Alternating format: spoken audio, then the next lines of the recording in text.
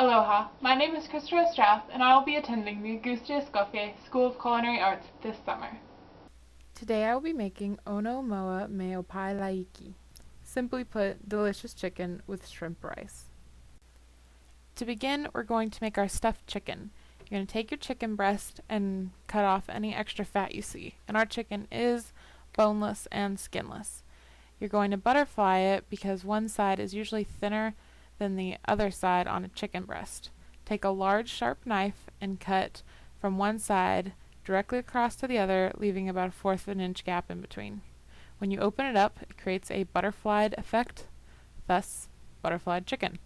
Then you're going to fill it with any stuffing you like. For this we're going to do spinach, salt, pepper, and mozzarella cheese. You can do a couple layers or just one layer, however much you want to fill it. Fold your chicken breast back over and then insert toothpicks into the sides where you cut it so it holds in all of your stuffings. Because while you're baking, you don't want your stuffings to fall out. Once your toothpicks are in, stuff them straight through so it attaches, add a little salt and pepper to top, and put it in your pan. The last step that you need is take a little bit of olive oil on a brush and spread it around the top. Now you're going to place the chicken in the oven for 40 to 45 minutes, and your oven should be set at 350 degrees Fahrenheit. Now you need to make your rice medley. To begin with, you need 1 red pepper. You're going to take that and cut it into slices, then thinner slices lengthwise, and then finally turn it to cut cube shapes or small squares.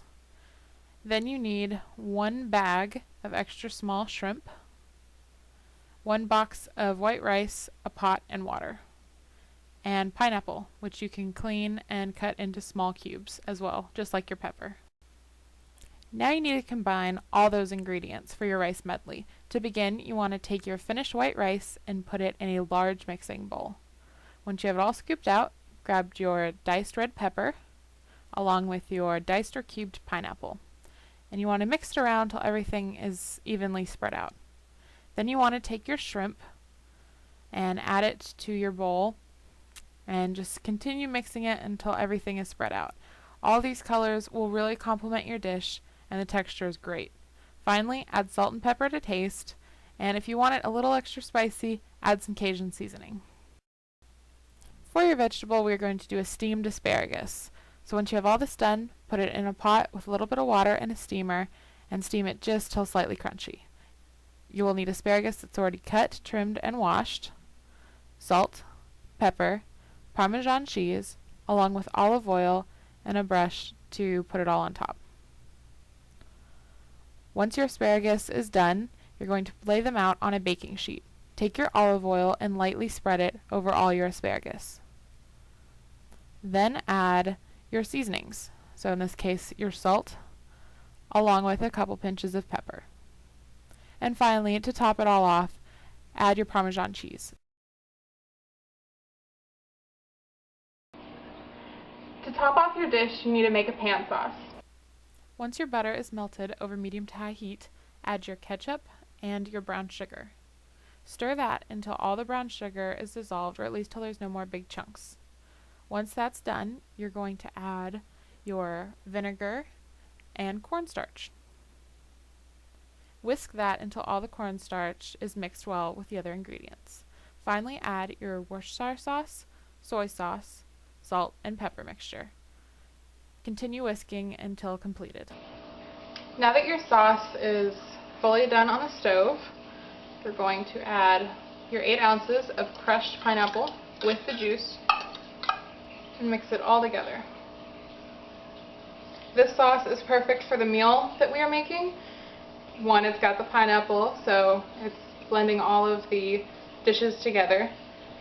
And 2, the flavor is rich, tangy, a little bit of spice, but not too bad. So it gives you more color to your dish along with a different texture and flavor. Now that you've made all of this great food, you have to plate it. Your plate is your showcase for all of your hard work, so you want to make sure it looks good. You always want your meat or your centerpiece to be at the 6 o'clock on the plate to showcase it. First, take all of the toothpicks out of your chicken. Once all of the toothpicks are out, you're going to take a large scoop of your rice medley and put it at the 6 o'clock on your plate. Once you have all of the rice on your plate, you're going to scoot it together to compact it and give it a little bit of height.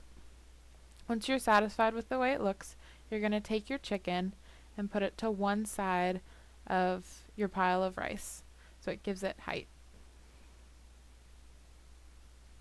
Then you're going to take 9 spears or heads of asparagus. I know that's a weird number, and I'm not sure why, but your brain automatically registers odd number of things to look better on a plate. Once that's done, you're going to take some garnishes that are made from red pepper, orange pepper, and yellow pepper and put them on to look like flowers.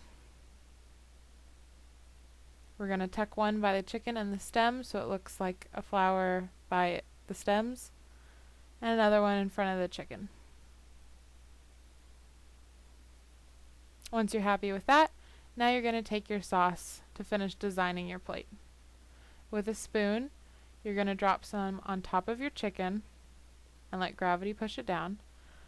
Put a nice little pool of it on one side of your rice and have it curving upward in a circular way, and then put some dots around the top of your plate so you have no empty spots. Finally, drizzle it over the asparagus.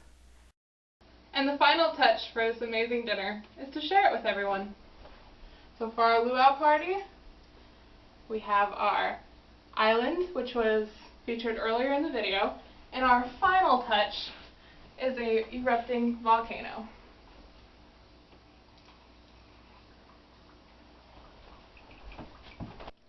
Oh.